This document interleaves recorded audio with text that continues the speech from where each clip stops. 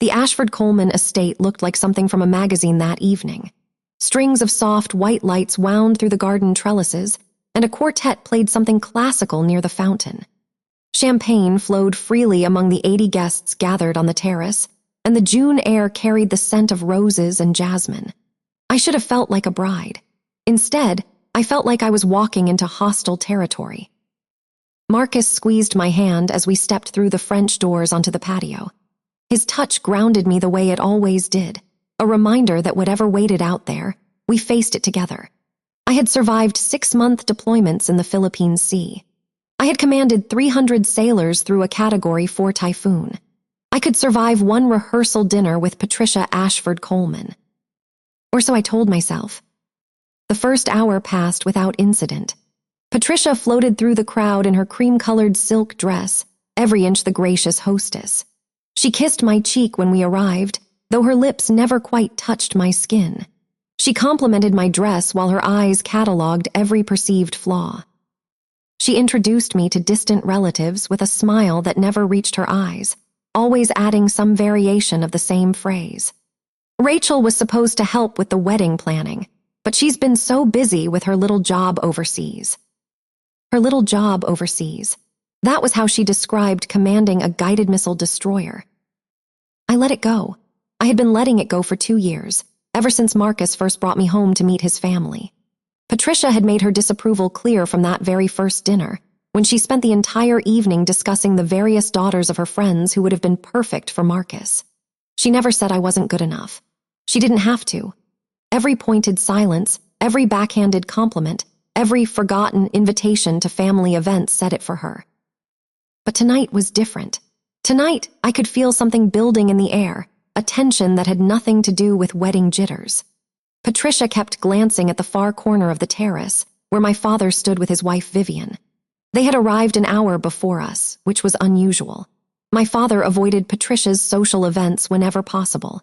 Yet here he was, nursing a glass of bourbon and refusing to meet my eyes. The string quartet stopped playing. Patricia climbed the 3 steps to the small platform near the fountain and took the microphone from the bandleader. The crowd fell quiet. "If I could have everyone's attention," she said, her voice carrying across the terrace with practiced ease. "I wanted to take a moment to make a special announcement before tomorrow's ceremony." Marcus tensed beside me. I placed my hand on his arm, a silent signal to wait. Patricia smiled at the crowd, then turned her gaze directly to me. "As many of you know, tomorrow my son Marcus will be married, and traditionally the bride's father walks her down the aisle." She paused, letting the words hang in the air. "I've spoken with Gerald Donovan, and he's agreed that this particular tradition would be inappropriate." A murmur rippled through the guests. I felt the blood drain from my face, even as my spine straightened automatically. Years of military training, keeping me upright when everything inside me wanted to crumble. "Rachel," Patricia continued, her voice dripping with false sympathy, "has chosen a career that takes her away from home for months at a time. A woman who commands men at sea doesn't understand what it means to be a wife. Perhaps this is a sign the wedding shouldn't happen at all." I turned to look at my father. He stood frozen in the corner, bourbon glass halfway to his lips. Our eyes met for a single second before he looked away. His chin dipped in the smallest of nods, confirming everything Patricia had just said. Gasps echoed across the terrace. I heard someone whisper, "Oh my God." Vivian stood beside my father with a small smile playing at her lips. Bentley, Marcus's brother, snickered into his champagne glass. Marcus's hand tightened around mine, so hard it almost hurt. I could feel the fury radiating off him, could see in my peripheral vision that he was about to step forward, about to confront his mother in front of everyone. I squeezed his hand once hard. "Not here," I whispered without moving my lips. "Not like this." My legs carried me through the crowd even though I couldn't feel them. Faces blurred past me, some pitying, some embarrassed, some avoiding my gaze entirely. The walk from the center of the terrace to the garden path felt like 1,000 miles, each step a small act of defiance against the collapse happening inside my chest. She tried to take my father from me. The thought crystallized in my mind, as I reached the shadows of the rose garden, finally hidden from the curious stares. She doesn't know what she just gave me instead. I stood among the roses, breathing in the cool night air, trying to steady my trembling hands. The irony wasn't lost on me. I had stood on the bridge of the USS Fitzgerald during a typhoon that sent 40-foot waves crashing against the hull, and my hands hadn't shaken once. I had given orders while alarms blared and the deck pitched beneath my feet, while 300 sailors looked to me to bring them home alive. But here, in a manicured garden surrounded by the scent of expensive perfume and betrayal, I couldn't stop them from trembling. My father had abandoned me twice now. The first time, I was 16 years old. I still remember the morning my mother died. Pancreatic cancer had taken her over 8 months, stealing pieces of her bit by bit until there was nothing left but a whisper of the woman who had taught me to sail. She was the one who first took me out on the water, who showed me how to read the wind and trust the currents. "The ocean doesn't care who you are, Rachel," she used to say. "It only cares what you can do." She passed on a Tuesday morning in October, with my hand in hers and my father standing frozen by the window. By Thursday, he had stopped speaking. Not entirely, of course. He still said the necessary things. "Pass the salt. Your report card came. The funeral is Saturday." But the conversations that mattered, the ones where he might have acknowledged that we were both drowning in the same grief, those never came. He retreated into his work, into his bourbon, into the comfortable numbness of a man who had decided that feeling nothing was better than feeling everything. I tried to reach him. For 2 years I tried. I cooked his favorite meals, the ones my mother used to make, hoping the familiar smells might wake something in him. I kept my grades perfect. I cleaned the house the way my mother had, maintaining the illusion that nothing had changed. Every attempt was met with the same distant nod, the same empty eyes, the same silence that said louder than words, "You are not enough to bring me back." So I left. 2 weeks after my 18th birthday, I enlisted in the United States Navy. I told him the night before I shipped out to boot camp. He was sitting in his recliner, the same one he had barely left for 2 years, watching a baseball game he wasn't really seeing. I stood in the doorway with my duffel bag already packed, my future stretching out before me like an unknown sea. "I'm leaving tomorrow," I said. "I joined the Navy." He looked at me for a long moment. Then he said, "That's nice, Rachel, be safe." That's nice. As if I had told him I was going to the grocery store. As if the daughter he had once carried on his shoulders was not walking out of his life, possibly forever. I waited for something more, a hug, a tear, even anger would have been better than nothing. But he just turned back to the television, and I walked upstairs to finish packing. Boot camp saved me. The Navy saved me. For the first time since my mother's death, I had purpose. I had people who saw me, who pushed me, who demanded everything I had and then asked for more. I discovered that I was stronger than I ever knew, that the same stubbornness that had made me keep trying to reach my father could be channeled into something greater. And then I met Vice Admiral Catherine Hayes. She was a captain then, visiting officer candidate school to give a lecture on leadership. I was 20 years old, fresh from my first deployment, and so nervous I could barely breathe. I had been selected to escort her from the auditorium to the officers' mess, a routine assignment that should have been forgettable. Instead, it changed my life. She asked me questions as we walked, not the standard questions about my background or training, but real questions that made me think. What did I think about current deployment strategies in the Pacific? How would I handle a crew member who was technically competent but toxic to morale? What did I want my legacy to be when I finally left the Navy? I answered as best I could, certain I was making a fool of myself. But when we reached the officers' mess, she stopped and looked at me with those sharp gray eyes that seemed to see straight through every defense I had built. "You're going to go far, Donovan," she said. "You've got the mind for strategy and the heart for leadership, but you're also carrying something heavy. Don't let it anchor you." I didn't know what to say. No one had ever seen through me so quickly, so completely. She handed me her card. "When you're ready to talk about it, call me." It took 3 months to find the courage. When I finally did, she listened without interrupting as I told her about my mother, my father, the silence that had driven me to sea. When I finished, She was quiet for a long moment. "The ocean tests you," she finally said. "Family sometimes breaks you, but you get to choose which one defines you." That became my mantra. Over the next 12 years, Vice Admiral Hayes became my mentor, my advocate, and the closest thing I had to a mother. She pushed for my promotions. She challenged me when I was wrong and defended me when I was right. She saw my potential before I did and refused to let me settle for anything less than excellence. At 31, I became the youngest woman ever to command a guided missile destroyer. I called my father to tell him. It was the first time I had initiated contact in almost a year. He listened as I explained what the command meant: 300 sailors, a billion-dollar warship, a trust that few people ever receive. When I finished, there was a long pause. "That's nice, Rachel," he said. "But when are you going to settle down and give me grandchildren?" I hung up without answering. By then, he had remarried.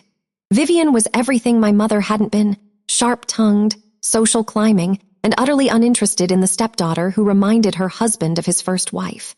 She systematically erased my mother from the family home. The photos came down. The china was sold. The small garden where my mother had grown tomatoes was paved over for a patio where Vivian could host her book club. I wasn't invited to the wedding. I found out 3 weeks after the fact, when a distant aunt sent me a card expressing surprise that I hadn't been there. The message was clear. I was not part of Gerald Donovan's new life. So I built my own. I threw myself into my career with a focus that sometimes scared me. I led my crew through the typhoon evacuation mission that became the defining moment of my command: 72 hours without sleep, coordinating the rescue of 2,400 civilians from a flooding coastal town in the Philippines. When it was over, I received a letter of commendation from the Secretary of the Navy. Letters poured in from the families of my crew, thanking me for bringing their loved ones home safely. I was making a difference. I was leading people who trusted me, protecting those who couldn't protect themselves. The Navy had become my family in every way that mattered. And then I met Marcus. It was at a veterans charity gala in San Diego. I was there in my dress whites, representing the Pacific Fleet at an event I would rather have skipped. He was there because his company had donated, and he was the only executive willing to actually show up. He didn't know my rank when we met. I was by the bar, trying to escape a boring conversation with a defense contractor, when he appeared at my elbow. "You look like you'd rather be anywhere else." I laughed before I could stop myself. "Is it that obvious?" "Only to someone who feels the same way." He smiled, and something in my chest loosened. "I'm Marcus. Want to escape to the balcony." We talked for 3 hours. He asked about my work without asking about my rank. When I finally told him I was a commander, he shrugged. "That's impressive, but I'm more interested in whether you prefer Thai food or Italian." He loved me for who I was, not what I commanded. But his mother saw only a threat. From the moment Patricia learned I was in the Navy, she began her campaign. First, the subtle digs about whether I could really commit to marriage. Then the forgotten invitations. Then whispered conversations with Marcus that left him frustrated. I should have seen it coming. Patricia had found my weakness, not my career, my father. She spent months cultivating Gerald and Vivian, bonding over their shared resentment. Now, standing in the garden with humiliation burning in my chest, I understood. She had weaponized his abandonment. She thought she had won. She had no idea who she was fighting. The sound of footsteps on gravel made me turn. Marcus emerged from the shadows, his jaw tight with barely controlled fury. He had loosened his tie, and his usually calm demeanor was gone, replaced by something fierce and protective.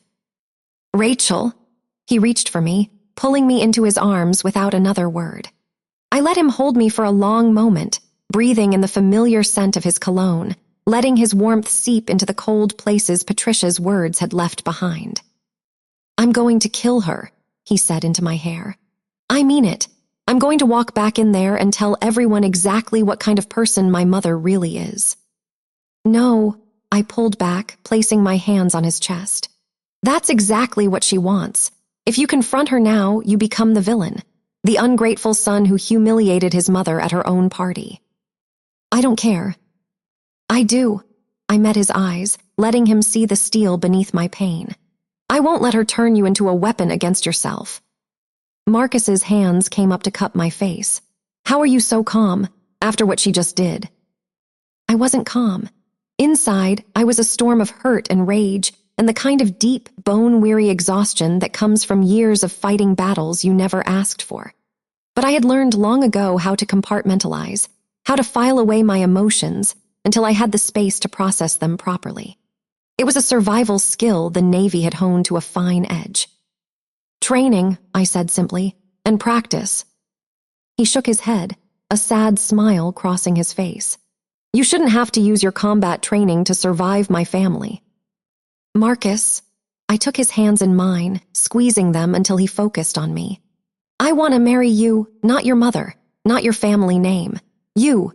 Tomorrow, I'm going to walk into that church and become your wife, and nothing Patricia does can change that. But your father, he stopped, pain flickering across his face on my behalf. God, Rachel, what she did convincing him to, I can't even imagine.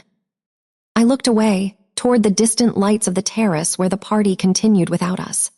I could hear the string quartet starting up again, the murmur of conversation resuming as if nothing had happened. For most of those guests, it was simply gossip to be whispered about over brunch. For me, it was the final confirmation of something I had known for years but refused to accept. My father made his choice a long time ago, I said quietly. Tonight just made it public. Marcus pulled me close again. We can elope, right now. I'll call my pilot and we can be in Vegas by midnight, or Hawaii, anywhere you want. For a moment, I let myself imagine it. Running away from all of this, leaving Patricia's smug face and my father's cowardice behind. Starting our marriage on our own terms, without the weight of family expectations and public spectacle. But that would mean letting Patricia win, and I had never retreated from a battle in my life. No, I said. We're getting married tomorrow, in that church, in front of everyone. I won't give her the satisfaction of driving me away. Marcus studied my face for a long moment. Then he nodded slowly. You led a ship through a typhoon. You think I'm afraid of my mother? I'm marrying you tomorrow. Despite everything, I smiled. Is that a promise?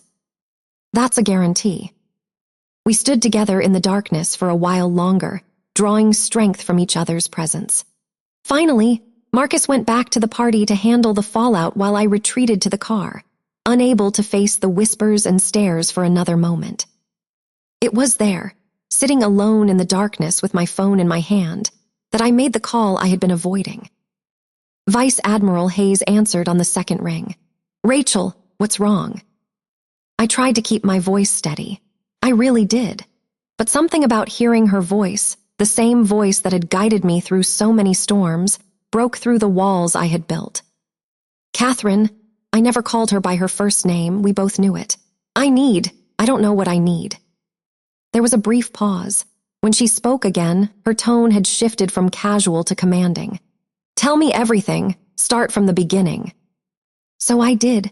I told her about the rehearsal dinner, about Patricia's public announcement, about my father's shameful nod of agreement.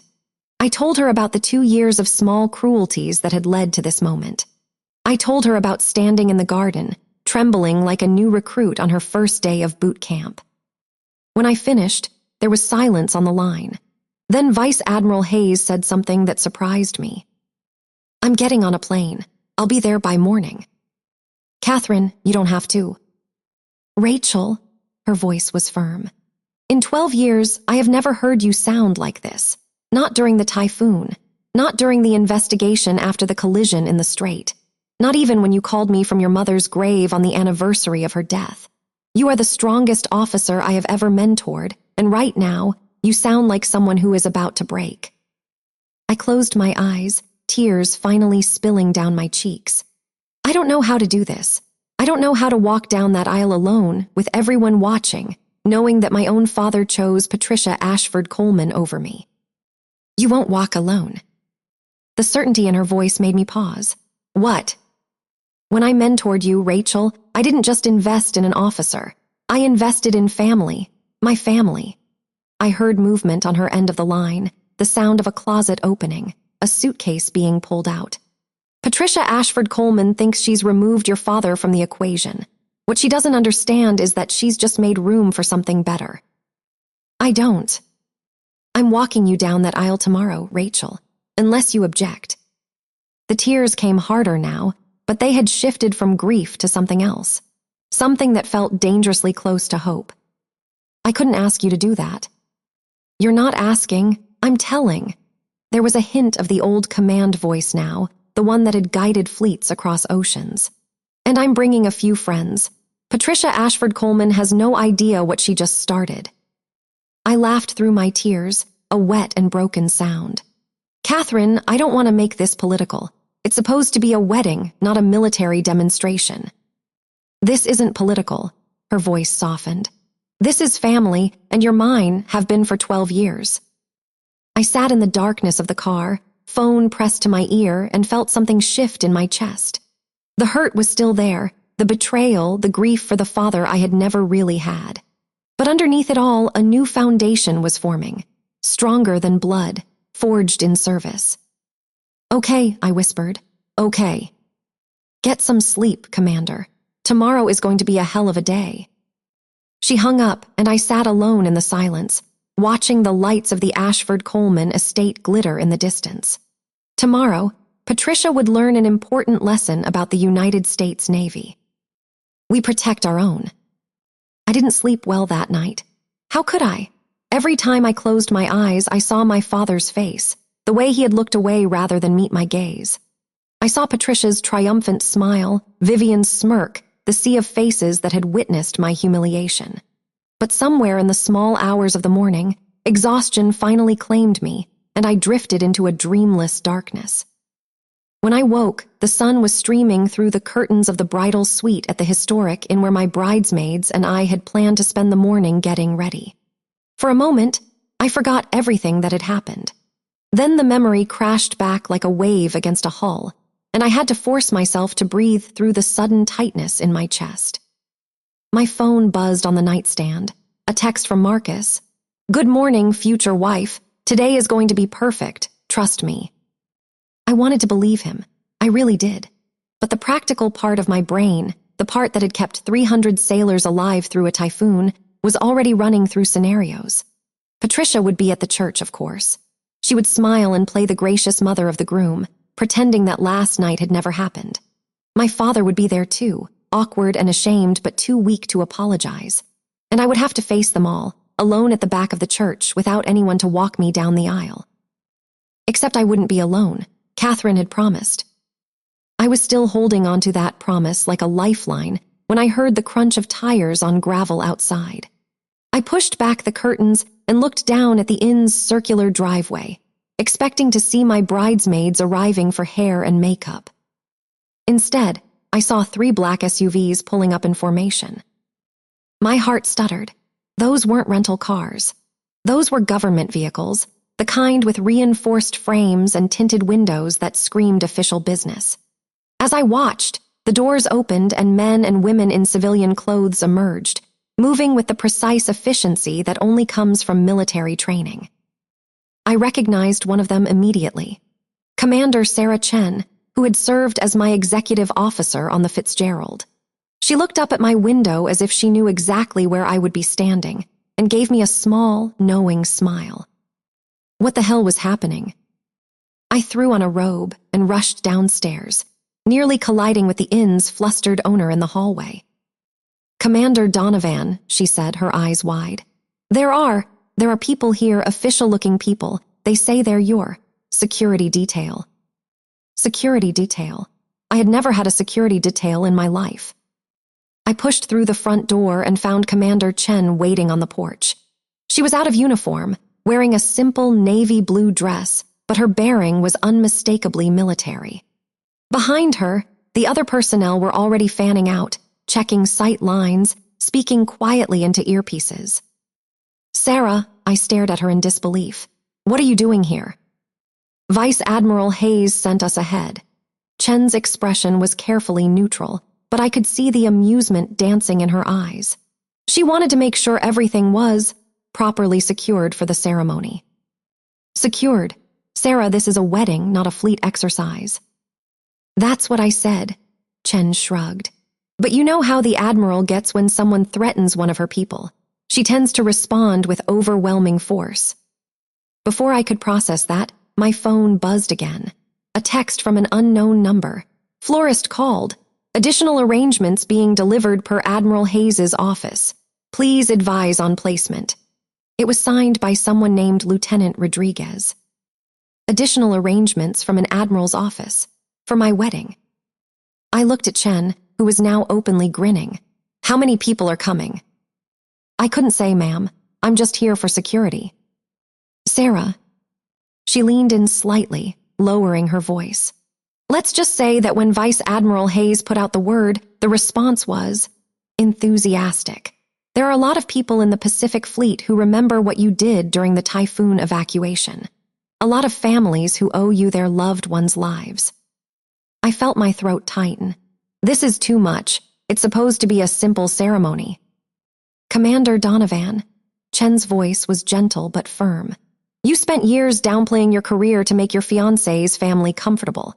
You let them believe you were some minor officer with a little job overseas. Last night, they used that against you. She shook her head. The Admiral decided it was time for them to understand exactly who you are. I didn't know what to say. Part of me wanted to call Catherine and tell her to stand down, that this wasn't necessary, that I could handle Patricia's cruelty on my own. But another part of me, the part that was still that 16-year-old girl watching her father disappear into grief, felt something warm spreading through her chest. Someone was fighting for me, someone with 4 stars and a fleet at her command. The morning passed in a blur of activity. My bridesmaids arrived and were immediately charmed by the security personnel, who kept finding excuses to help with various tasks. The hairstylist and makeup artist showed up, followed by a steady stream of florists, caterers, and coordinators who all seemed slightly overwhelmed by the scope of whatever was being planned. I caught fragments of whispered conversations. The Admiral's plane landed an hour ago. Did you see the honor guard practicing in the parking lot? There are more officers coming than on the original guest list. Each revelation sent another flutter of nervous anticipation through my stomach. Around noon, the wedding coordinator pulled me aside, her face a mixture of terror and exhilaration. Commander Donovan, I need to discuss some changes to the ceremony. Changes? A Navy chaplain has arrived. He'll be co-officiating with the minister, and there's the matter of the sword arch. She consulted her tablet, scrolling through what looked like a lengthy email. Vice Admiral Hayes's office has requested 8 officers in dress whites to form the arch after the ceremony. They're asking about positioning and timing. A sword arch? I hadn't even considered a sword arch. It was a Navy tradition, usually reserved for military weddings where both parties served. But Catherine was making this a military wedding, whether I had planned it that way or not. There's also the matter of seating, the coordinator continued. We've had additional RSVPs, quite a few additional RSVPs. How many? She swallowed. 216. I stared at her. 216 additional guests. They're all Navy, Commander, or retired Navy. The Admiral's office has been coordinating transportation and lodging since early this morning. She looked at me with something like awe. I've never seen anything like it. It's like you have your own fleet. She tried to take my father from me, but she gave me a fleet instead. And today, they sail with me. The thought crystallized in my mind with perfect clarity. This was what Catherine had meant. This was what the Navy meant when they talked about taking care of their own. Patricia had tried to isolate me, to strip away my support and leave me vulnerable. Instead, she had triggered a response that would transform my wedding into something extraordinary. I looked in the mirror as my bridesmaids finished adjusting my veil. The woman who looked back at me was not the broken bride Patricia had expected. She was a commander in the United States Navy, about to marry the love of her life with a fleet at her back. My phone buzzed one last time, a text from Catherine. Almost there. Don't let anyone see you until the doors open. We want the full effect. The full effect. I didn't know exactly what that meant, but I was starting to get an idea. Downstairs, I heard the coordinator's voice rising in surprise. "Ma'am, I need to ask you to oh my. Yes, of course, Admiral, right this way." Catherine had arrived. I took a deep breath and squared my shoulders. In an hour, I would walk into that church and face everyone who had ever doubted me, dismissed me, or tried to diminish what I had achieved. My father would be there, and Patricia, and all the people who had watched my humiliation last night without lifting a finger to help. But I would not be alone. I would never be alone again. The coordinator appeared in the doorway, slightly breathless. "Commander Donovan, it's time to head to the church." She paused, a small smile crossing her face. "I think you're going to want to see this."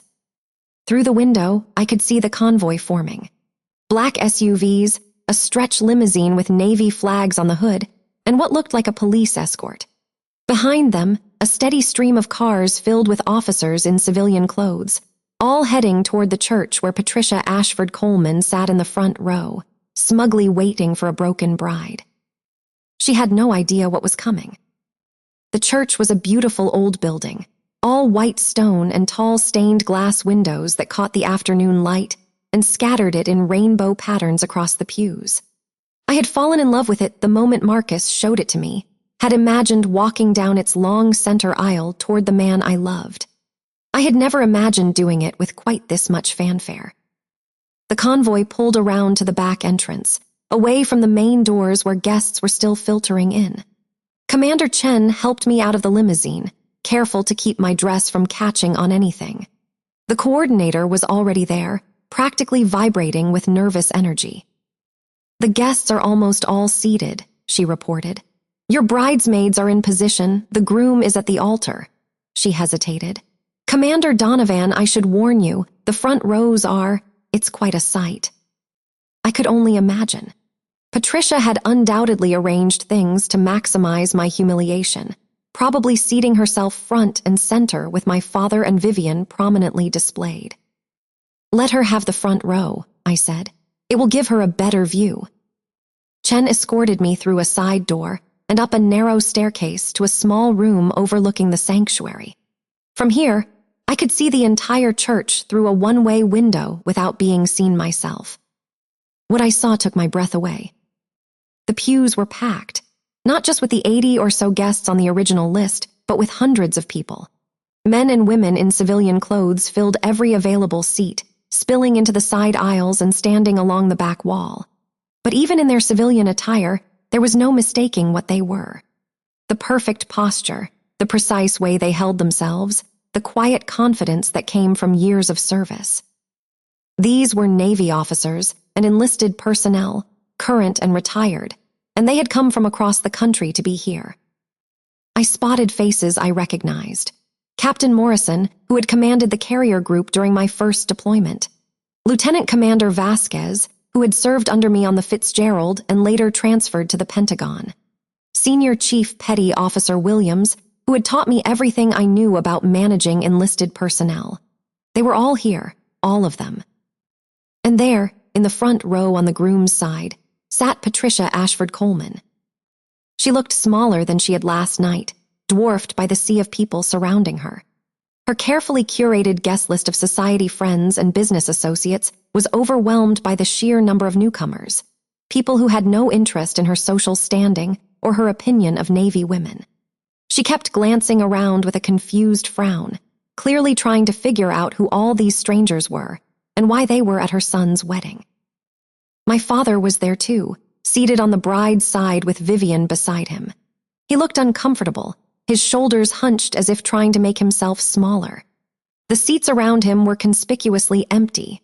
Whether that was by design or because no one wanted to sit near the man who had publicly abandoned his daughter, I couldn't tell. A knock at the door made me turn. My heart stopped. Vice Admiral Catherine Hayes stood in the doorway in full dress whites. 4 stars gleamed on her shoulder boards, and her chest was covered with ribbons representing 35 years of distinguished service. Her cover was tucked under her arm, and her silver hair was pulled back in a regulation bun. She looked like something out of a recruiting poster, the very embodiment of everything the Navy represented.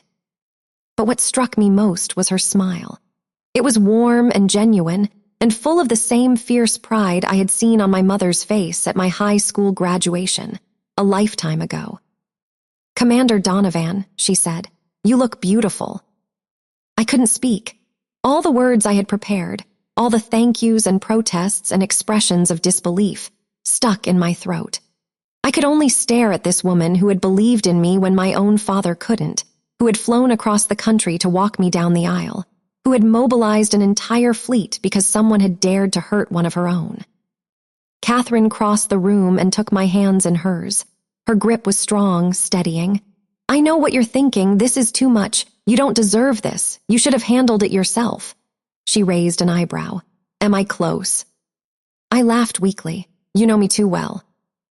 "I know you exactly as well as I should after 12 years. She squeezed my hands. "Rachel, listen to me. Every person in that church chose to be here. I put out the word yes, but I didn't order anyone to come. They came because of who you are and what you've done.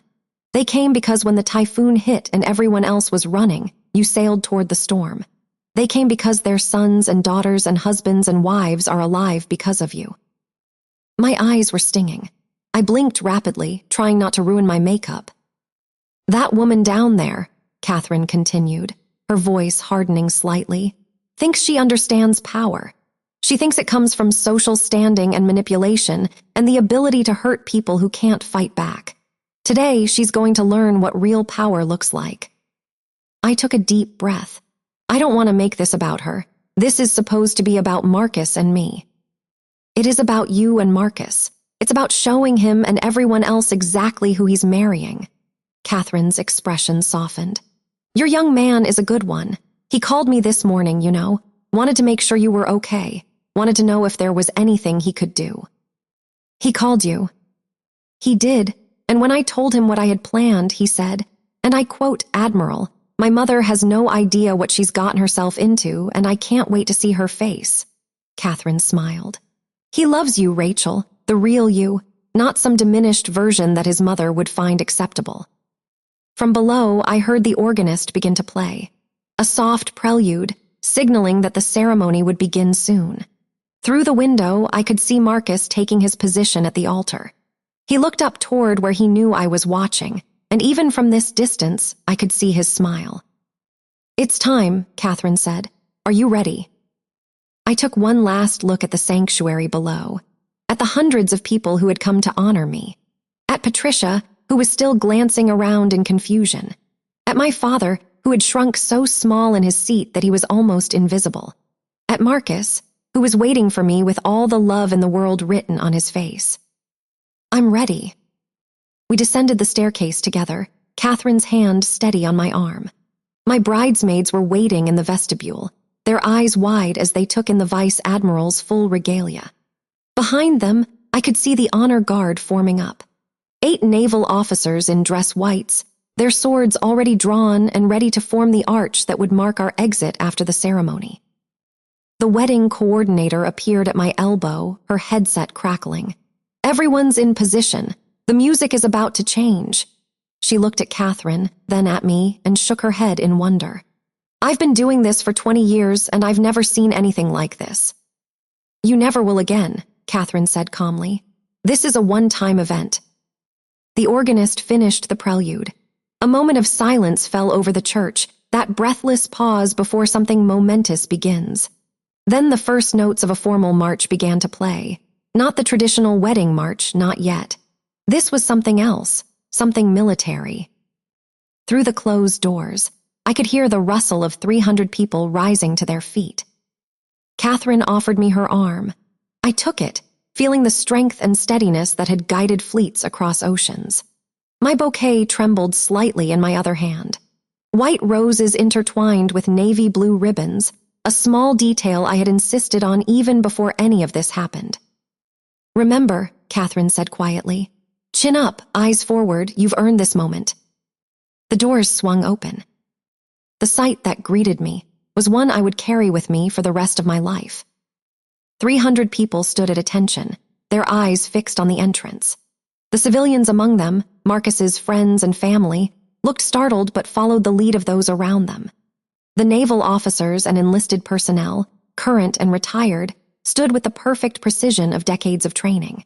And at the front of the church, visible between the rows of standing guests, Marcus waited with tears already streaming down his face.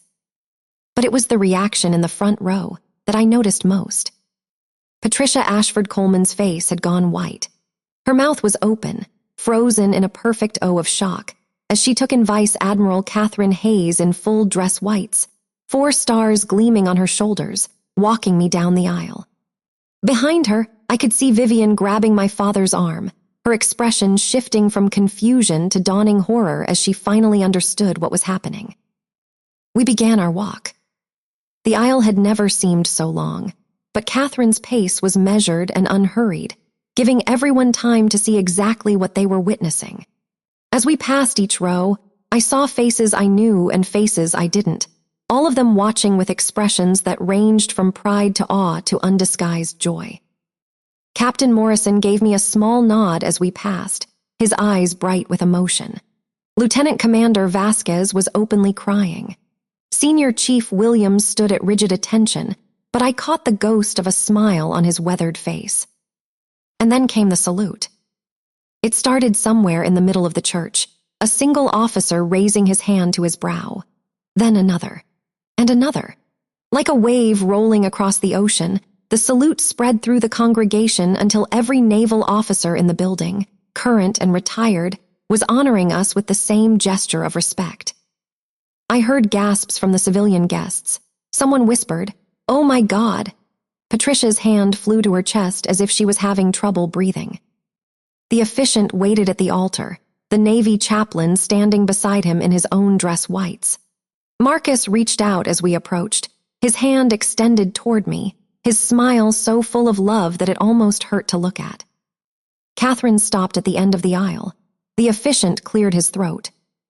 Who gives this woman to be married? The church fell absolutely silent. Every eye was on Vice Admiral Hayes as she lifted her chin and spoke in a voice that carried to every corner of the sanctuary. I do, on behalf of the United States Navy, and as her mentor, her commanding officer, and her family. The word hung in the air. Family, not blood, something stronger. Catherine turned to me, and for a moment, the fierce admiral disappeared, replaced by something softer. She squeezed my hand once, then released me to Marcus. Take care of her, she said quietly to my groom, or you'll answer to the Pacific Fleet. Marcus laughed through his tears. Yes, ma'am. I stepped forward to take my place beside the man I loved, and as I turned to face the altar, I caught one last glimpse of Patricia Ashford Coleman. She looked like someone had slapped her. Good. The ceremony itself passed in a beautiful blur. I remember Marcus's hands in mine, warm and steady. I remember the vows we had written ourselves, words about partnership and respect in choosing each other every day. I remember the Navy chaplain's blessing, invoking fair winds and following seas for our journey together. And I remember the moment Marcus slipped the ring onto my finger and said, I love you, Rachel Donovan, all of you, including the parts that terrify my mother. The congregation laughed. Patricia did not. When the officiant pronounced us husband and wife and Marcus kissed me, the cheers that erupted shook the rafters. It wasn't the polite applause of a society wedding. It was the full-throated celebration of 300 people who genuinely wanted us to succeed. I heard whistles and whoops and at least one hoo-ya from somewhere in the back. We turned to face our guests as a married couple, and the reality of what had just happened finally began to sink in. I was Rachel Coleman now, Marcus's wife, and I had walked into this church with a 4-star admiral on my arm, witnessed by a congregation that included some of the most distinguished officers in the Pacific Fleet. Patricia's carefully orchestrated humiliation had become something else entirely. The reception was held in the estate's grand ballroom, a space that had been transformed with white flowers and soft lighting. Patricia had planned every detail herself, of course, never imagining that her meticulous arrangements would serve as the backdrop for her own undoing. I watched her during the cocktail hour, observing from across the room as she tried to regain her footing. She worked the crowd with practiced ease, stopping to chat with her society friends, laughing at jokes that probably weren't funny, doing everything she could to project an air of gracious hostility. But something was different. The power dynamics had shifted, and everyone knew it. Her society friends kept glancing toward the clusters of naval officers, clearly more interested in the unexpected guests than in Patricia's gossip. When she tried to steer conversations back to herself, people made excuses and drifted away. The queen of the ballroom had been dethroned, and she knew it. At one point, she approached a group of guests near the bar, not realizing that they were all retired Navy. I was close enough to hear the exchange.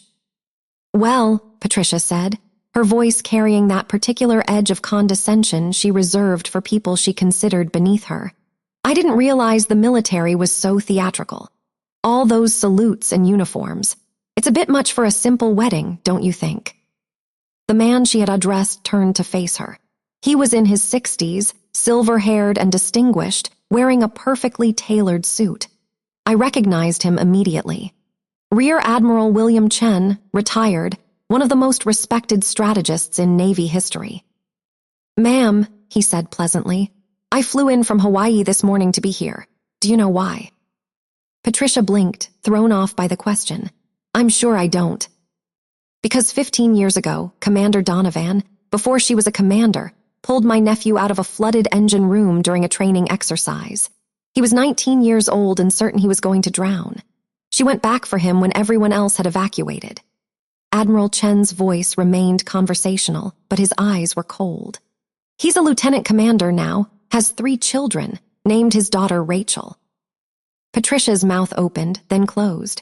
She had no response. "So no," Admiral Chen continued, "I don't think it's a bit much. I think it's exactly what Commander Donovan deserves. Wouldn't you agree?" He didn't wait for an answer. He simply turned back to his conversation, leaving Patricia standing alone with her champagne glass and her wounded pride. I could have watched her flounder all night, but I had more important things to attend to. Like dancing with my husband, accepting congratulations from people who actually meant them, and savoring every moment of this day that had transformed from nightmare to triumph. But there was one confrontation I couldn't avoid. My father found me near the dessert table, between dances. I was reaching for a petit four when I heard his voice behind me, hesitant and hollow. "Rachel." I turned slowly. Gerald Donovan stood before me, looking older than I had ever seen him. His shoulders were stooped, his eyes red-rimmed, and his hands trembled slightly as they hung at his sides. Vivian was nowhere to be seen. For once, he was facing me alone. "Dad." He flinched at the word, as if I had struck him. "I wanted to. I didn't know she was going to." "Didn't know she was going to what?" I kept my voice level, the same tone I used on the bridge during a crisis. "Didn't know she was going to publicly announce that you refused to walk your only daughter down the aisle, or didn't know that she was going to suggest my wedding shouldn't happen at all." "It wasn't supposed to be like that." His voice cracked. "Patricia said it would be better if I just stepped aside quietly, that you wouldn't want me there anyway." I stared at him, this man who had once carried me on his shoulders, who had taught me to ride a bike, who had disappeared into his grief and never come back. For years, I had made excuses for him. He was hurting. He was lost. He didn't know how to cope. But standing here in my wedding dress with the joy of the day still singing in my veins, I finally saw him clearly. He wasn't a victim of his grief. He was a coward who had chosen the easy path at every turn. "You knew who I was." My voice was quiet but steady. "Every promotion, every deployment, every time I called to tell you about some milestone in my career, you knew exactly who your daughter was, and you chose not to care." "Rachel, please." "I commanded a guided missile destroyer, Dad. I led 300 sailors through a typhoon. I saved 2,400 lives in a single night." I took a step closer, and he actually flinched back. "But you couldn't be bothered to pick up the phone when I made commander.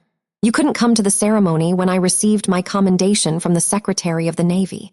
You couldn't even stand up to Patricia Ashford Coleman when she told you to abandon your own child." "I didn't know it would." "You knew exactly what it would do. You just didn't care enough to stop it." I held his gaze, watching as his excuses crumbled in the face of simple truth. "I have nothing more to say to you." I turned to walk away, but his hand caught my arm.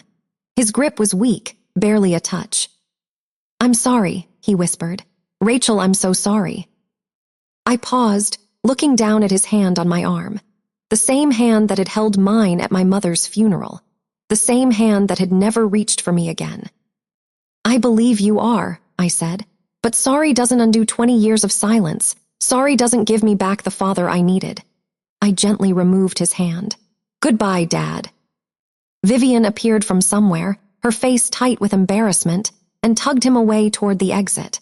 I watched them go, waiting for the grief to hit, waiting for the tears to come. Instead, I felt only release, a door closing softly after years of being left ajar. Marcus appeared at my side, his hand finding mine. "Are you okay?" "I am, and for the first time I truly meant it. I really am." The reception continued around us, full of laughter and joy and the clink of champagne glasses. Bentley, I noticed, had spent the entire evening avoiding eye contact with everyone in uniform. He had tried to make a snide comment to one of the guests about military theatrics, only to discover he was speaking to a retired Navy captain who had served on the Joint Chiefs. He hadn't spoken to anyone since. And Patricia, poor, defeated Patricia. I spotted her near the edge of the room, cornered by Commander Chen and two other officers who seemed to be regaling her with stories about my achievements. Her smile was frozen, her eyes desperate, looking for any escape from the conversation. But everywhere she turned, there were more Navy personnel, more people who knew exactly what kind of person I was and exactly what kind of person she was. When it came time for the speeches, Vice Admiral Hayes took the microphone. The room fell silent immediately, 300 people giving her their full attention. "I've known Commander Donovan for 12 years, Catherine began. "I've watched her grow from a determined young officer into one of the finest leaders in the Pacific Fleet. I've seen her face down storms that would have broken lesser sailors. I've seen her make impossible decisions with grace and courage." She paused, her eyes finding mine across the room. "And I've seen her face down a different kind of storm, the kind that comes not from the ocean, but from the people who should have protected her." I felt Marcus squeeze my hand. "Last night, someone tried to take something precious from Rachel.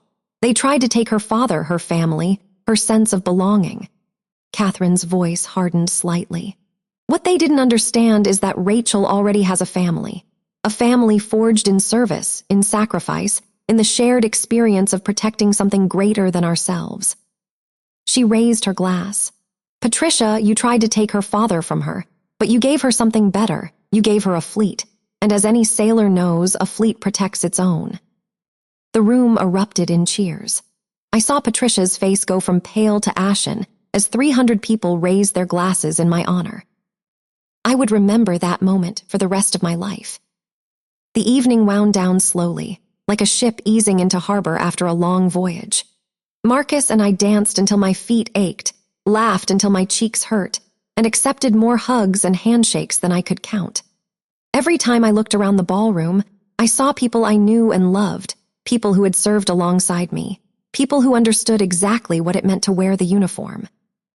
And through it all, Patricia Ashford Coleman grew smaller and smaller.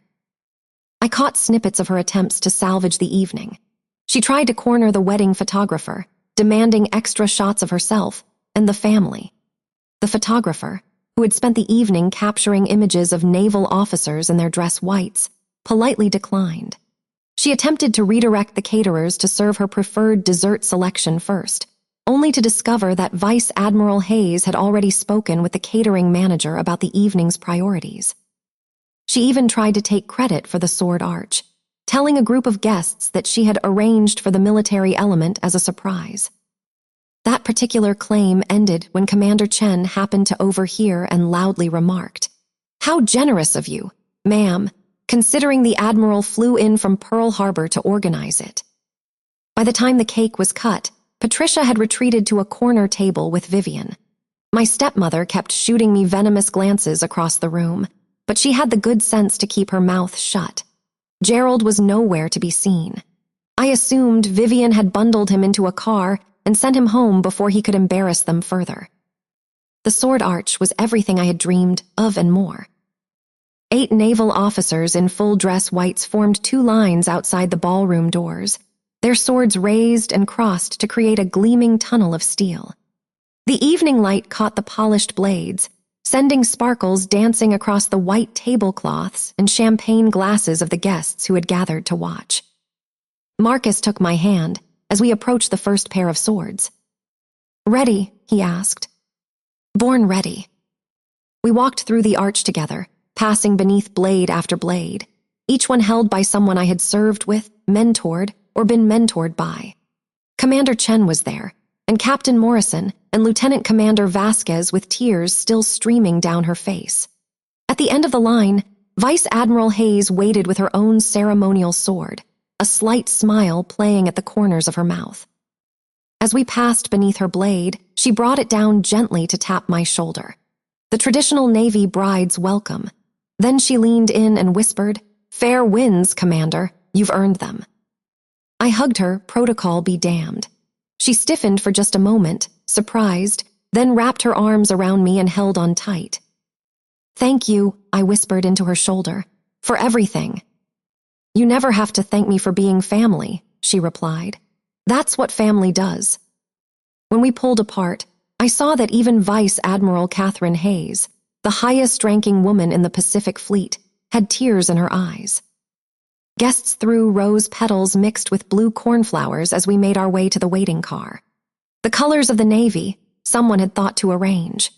White and blue rained down on us like confetti, catching in my hair, settling on Marcus's shoulders, painting the evening with the hues of the service that had shaped my life. I paused at the car door and looked back at the crowd one last time. Captain Morrison was standing at attention, offering a final salute. Lieutenant Commander Vasquez was blowing kisses between sobs.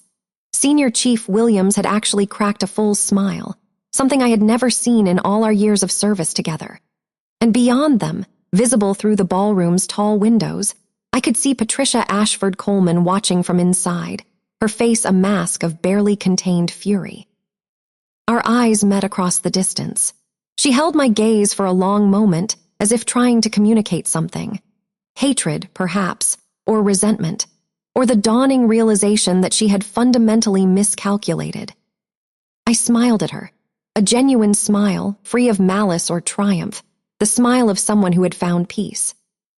Then I turned and slipped into the car beside my husband. The drive to the airport was quiet. Marcus held my hand as the city lights streamed past the windows, neither of us needing to fill the silence with words. We had chartered a small plane to take us to our honeymoon destination, a quiet resort in the Caribbean where we could be just Rachel and Marcus for a while, without ranks or families or drama. "My mother is going to be insufferable at every family gathering for the rest of our lives," Marcus said finally, breaking the comfortable silence. I laughed, really laughed, for what felt like the first time all day. "Let her try. I've commanded destroyers through typhoons. I can handle Patricia." He grinned, squeezing my hand. "I'm counting on it." We drove in silence for a few more minutes. Then Marcus said, "I overheard something at the reception. One of the Navy officers was talking to my mother." "Oh." "A commander, I think. He told her that he had served under you. And then he said something that I don't think she'll ever forget." I raised an eyebrow, waiting. "He said, 'Ma'am, I've served under Commander Donovan. There's no misunderstanding. You just picked a fight with the wrong fleet.'" Marcus chuckled. I thought she was going to faint. I leaned my head against his shoulder, feeling the last of the day's tension drain from my body. "She underestimated me. A lot of people have over the years." "I never will," Marcus said softly. "I knew what I was getting into the moment I met you. A woman who commands respect, who leads with courage, who would sail into a storm to save strangers." He kissed the top of my head. "I'm the luckiest man in the world." The car pulled onto the tarmac, where our chartered plane waited. As I stepped out into the evening air, I took one last breath of the city that had witnessed my transformation from humiliated bride to triumphant commander. My father would never be who I needed him to be. That was a wound that would take time to heal, if it ever fully did. But I had learned something important today. Family isn't just about blood. It's about the people who show up, who stand beside you, who refuse to let you face the storm alone. I had a husband who loved me, a mentor who would fly across the Pacific to walk me down the aisle, a fleet of brothers and sisters in arms who would answer the call whenever I needed them, and a future as wide and open as the ocean itself. As we climbed the steps to the plane, I paused at the top and looked out over the runway. The sun was setting in a blaze of orange and gold, painting the sky in colors that reminded me of 100 sunsets I had watched from the deck of my ship. Marcus appeared beside me, his hand warm on the small of my back. "What are you thinking?" I smiled, feeling the peace settle into my bones. "I'm thinking that I spent too many years looking backward, waiting for my father to become someone he was never going to be, trying to earn approval from people who would never give it. And now, I turned to face him, this man who had chosen me completely, without reservation, without asking me to be anything less than who I was. Now I'm looking forward. The ocean taught me that. You can't navigate toward the future if you're watching the horizon behind you." Marcus kissed me, soft and sweet, as the last rays of sunlight painted us in gold. "Then let's go," he said. "Our future is waiting." We boarded the plane together, husband and wife, partners in everything that lay ahead. As the aircraft lifted off and the city grew small beneath us, I thought about Vice Admiral Hayes's words. "A fleet protects its own." I had spent so long feeling alone, feeling like an outsider in my own family, feeling like I had to prove myself over and over again to people who would never see my worth. But I was never alone. I had 300 people who had dropped everything to celebrate my wedding. I had a mentor who had given me away with more pride than my own father ever could. I had a husband who saw all of me and loved every part. The lights of the city faded into the distance as we climbed toward the stars. Somewhere down there, Patricia Ashford Coleman was probably already rewriting the narrative, convincing herself that tonight had been a victory somehow. My father was probably sitting in his silent house, bourbon in hand, wondering if he had made a terrible mistake. It didn't matter anymore. They had made their choices. Now I was making mine. As we flew toward our future, I didn't look back. I had a new voyage ahead, with a partner at my side and a fleet at my back. And this time, I was sailing toward home.